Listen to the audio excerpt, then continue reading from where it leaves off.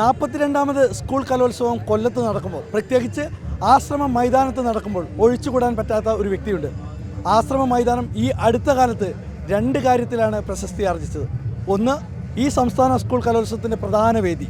മറ്റൊന്ന്, ഒരു മാസം മുൻപ് നമ്മൾ ആരും മറക്കാത്ത ഒരു സംഭവം. അബിഗേൽ സാറ റെജി എന്ന 6 വയസ്സുകാരിയെ ഈ മൈതാനത്തായിരുന്നു തട്ടിക്കൊണ്ടുപോയി ഉപേക്ഷിച്ചത്. ഇന്നിപ്പോൾ അബിഗേൽ സാറ റെജി ഈ മൈതാനത്തെത്തിയത് ഒരു ഉദ്ഘാടകയായിട്ടാണ്. യൂത്ത് കോൺഗ്രസ് സംഘടിപ്പിച്ച പരിപാടിയുടെ ഉദ്ഘാടകയായിട്ടാണ് അബിഗേൽ സാറ റെജി ഈ ആശ്രമം മൈതാനത്തെത്തിയത്. ഇപ്പോൾ നമ്മളോടൊപ്പം അബിഗേൽ സാറ ചേരുന്നുണ്ട്. മോളെ, ഡാൻസ് ഒക്കെ ഉണ്ടോ? എന്ത് തോന്നുന്നു കണ്ടപ്പം? കളിക്കാൻ തോന്നിയാ? കളിക്കാൻ തോന്നിയില്ല? നിങ്ങൾക്ക് പാട്ട് പാടാൻ അറിയില്ലേ? പള്ളിയിൽ പാട്ട് പാടില്ലേ? ഒരു പാട്ട് പാടിക്കേ. മുറ്റത്തുണ്ടൊരു തേന്മാവ്, മുറ്റി വളർന്നൊരു തേന്മാവ്, മുറ്റക്കടവൾ തേന്മാവ്, മുത്തശ്ശി നട്ടൊരു തേന്മാവ്. ഓ, കുമ്പസാരിക്കുമ്പോൾ പോലും ഇത്ര പയ്യെ പറയത്തില്ല. ഇച്ചിരിയും കൂടെ ഉറക്കെ ഒരു പാട്ട് പാടി തരുമോ? കുറച്ചും കൂടെ ഉറക്കെ. മുറ്റത്തുണ്ടൊരു തേന്മാവ്, മുറ്റി വളർന്നൊരു തേന്മാവ്, മുറ്റക്കടവൾ തേന്മാവ്, മുത്തശ്ശി നട്ടൊരു തേന്മാവ്. അടിപൊളി പാട്ടാണ്. അപ്പം റെജി, തീർച്ചയായിട്ടും വളരെ സന്തോഷമുണ്ട് ഇന്നിവിടെ ഈ ആശ്രമ മൈതാനത്തെത്തിയപ്പോൾ ഞങ്ങൾ നിങ്ങളെ വിളിക്കാനുള്ളൊരു കാര്യം, ഈ ആശ്രമ മൈതാനം കാണുമ്പോൾ മകൾ ഇനി ഒരിക്കലും പേടിക്കാൻ പാടില്ല. ഈ മൈതാനത്തെത്തുമ്പോൾ അവർക്കൊരു പോസിറ്റീവായ കാര്യങ്ങൾ വേണം. ഇതിന് ഇനിയും വർഷങ്ങളോളം ഈ ആശ്രമ മൈതാനത്ത് എത്തേണ്ടതാണ്. പേടിയൊക്കെ മാറണം. അബിഗേൽ സാറ, ഈ ഇവിടെ വരുമ്പോൾ പേടിയുണ്ടോ? കൂളല്ലേ? കൂൾ. അപ്പം മകളെ ഇപ്പോൾ ഈ കലോത്സവമൊക്കെ കണ്ടപ്പോൾ എന്ത് തോന്നി? മക്കളൊക്കെ പരിപാടി പങ്കെടുക്കുന്നുണ്ടോ? വളരെയധികം സന്തോഷമുണ്ട്. ആശ്രമ മൈതാനം എന്ന് കേൾക്കുമ്പോൾ നേരത്തെ നമുക്കൊരു മനസ്സിന് വിഷമം തോന്നുന്ന ഒരു ഇതായിരുന്നു. എന്നാൽ ഇപ്പോൾ ഈ കലോത്സവ വേദിയിൽ പങ്കെടുത്തപ്പോൾ, അനേകം കുഞ്ഞുങ്ങളുടെ പ്രോഗ്രാം കണ്ടപ്പോൾ മനസ്സിന് വളരെയധികം സന്തോഷം തോന്നുന്നു. തീർച്ചയായിട്ടും വളരെയധികം സന്തോഷവും ഞങ്ങൾക്ക് തോന്നുന്ന ഒരു സമയമാണ് ഈ കലോത്സവ വേദിയിൽ പങ്കെടുക്കാൻ സാധിച്ചത്. ഈ കലോത്സവ വേദിയിൽ മക്കളൊക്കെ ഇങ്ങനെ മേക്കപ്പൊക്കെ ചെയ്ത് വരുന്നുണ്ട്. അബിഗേൽ ഡാൻസ് വിടുന്നുണ്ടോ? വിടണം, അവർക്ക് താല്പര്യമുണ്ട് ഡാൻസിൽ. ഡാൻസ് നമുക്ക് നോക്കാം. ഇനി നമുക്ക് കാണേണ്ടത് ഇവിടുത്തെ റിയൽ ഹീറോ ആണ്. ഹീറോ, പോലീസ് ADGP പറഞ്ഞ ഹീറോയെ നമുക്ക് മറക്കാൻ പറ്റില്ല. ഹീറോ,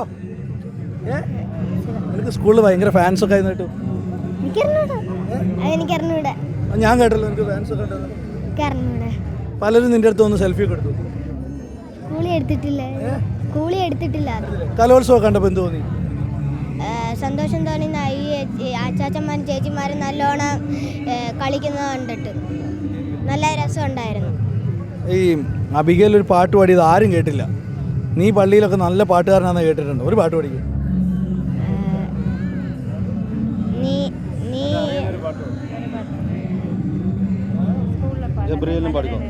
ഇത്രത്തോളം ജയം തന്ന ദൈവത്തിന് സ്തോത്രം, ഇതുവരെ കരുതിയ രക്ഷകന് സ്തോത്രം. ഇത്രത്തോളം ജയം തന്ന ദൈവത്തിന് സ്തോത്രം, ഇതുവരെ കരുതിയ രക്ഷകന് സ്തോത്രം. ഇനിയും കൃപ തോന്നി കരുതിടണേ, ഇനിയും നടത്തണേ തിരുഹിതമ്പോൾ, ഇനിയും അപ്പം ഇനിയും ഒരുപാട് കലോത്സവങ്ങളിൽ ഈ കുട്ടികൾ പങ്കെടുക്കട്ടെ. നമ്മുടെ റിയൽ ഹീറോ ഈ കുടുംബത്തെ നമുക്ക് എന്തെങ്കിലും പറയാനുണ്ടോ പ്രേക്ഷകരോട്? ഇല്ല, വളരെയധികം സന്തോഷമുണ്ട്. ഞാൻ പറഞ്ഞല്ലേ, നവംബർ 27, 28 28-ാം തീയതിയാണ് നമുക്ക് കുഞ്ഞിനെ ആശ്രമ മൈതാനത്ത് നിന്ന് ലഭിക്കുന്നത്. ലോകം മുഴുവൻ ആശ്രമ മൈതാനം എന്ന് കേൾക്കുമ്പോൾ എല്ലാവരും ഓർക്കുന്ന ഒരിതാണ് അബിഗേൽ സാറ റെജി. എന്നാൽ ഇന്ന് കേരള കലോത്സവം ആ ആശ്രമ മൈതാനത്ത് വെച്ച് നടത്തുക, അനേകം കുഞ്ഞുങ്ങൾക്ക് വന്ന് ഇവിടെ കലാപരിപാടികൾ അവതരിപ്പിക്കാൻ സാധിച്ചു. അപ്പം മനസ്സിൽ ആ ഒരു ചിന്ത മാറി, ഒരു കലോത്സവം മനസ്സിന് സന്തോഷം നേർന്ന, ഒരു കുളിർമ നൽകുന്ന ഒരു സ്റ്റേഡിയമായി നമ്മുടെ ആശ്രമ മൈതാനം മാറിക്കഴിഞ്ഞു. തീർച്ചയായിട്ടും അത് വളരെയധികം സന്തോഷം തോന്നുന്നുണ്ട്. ഈ ആശ്രമ മൈതാനം എന്ന് പറയുമ്പോൾ ആദ്യം ഒരു പേടി രചിക്കുന്നുണ്ടല്ലോ. തീർച്ചയായിട്ടും നമുക്ക് ആശ്രമ മൈതാനം എന്ന് കേൾക്കുമ്പോൾ നമ്മുടെ കുഞ്ഞിനെ ഉപേക്ഷിച്ച് നമുക്ക് കിട്ടിയ ഒരു സ്ഥലമാണ്. അപ്പോൾ സ്വാഭാവികമായിട്ടും മനസ്സ് ആശ്രമ മൈതാനം എന്ന് കേൾക്കുമ്പോൾ ചെറിയൊരു വിഷമം ഉണ്ടായിരുന്നു.